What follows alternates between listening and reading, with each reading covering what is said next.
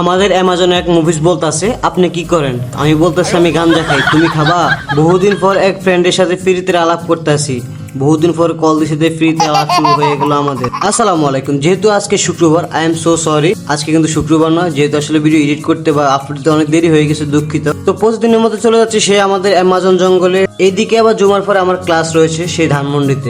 আমাদের অ্যামাজনে কয়েকটা মুফিজ আলী আছে, তার মধ্যে এই একটা মুফিজ আলী কয়েকদিন পর পর খালি ডিস্টার্ব করে। এদিক দিয়ে নামাজের সময় হয়ে গেছে, তাই নামাজের প্রস্তুতি নিচ্ছি। খাওয়া দাওয়া করে এখন আবার চলে যাচ্ছে সেই ধানমন্ডির ক্লাস করতে। আর যেই পরিমাণ গরম পড়তেছে, আমার আন্ডারগ্রাউন্ড পর্যন্ত সব ভিজে গেছে। যেহেতু আমার প্রতি সপ্তাহে 2 দিন হাজিরা দিতে হয় ধানমন্ডিতে এসে, কারণ আসতে হবে, কিছু করার নেই, বাধ্যতামূলক আপনাদের জন্য নতুন কিছু করতেছি ইনশাল্লাহ। ক্লাস শেষ করে চলে গেলাম আমার পরিচিত এক বড় ভাইয়ের কম্পিউটারের দোকানে।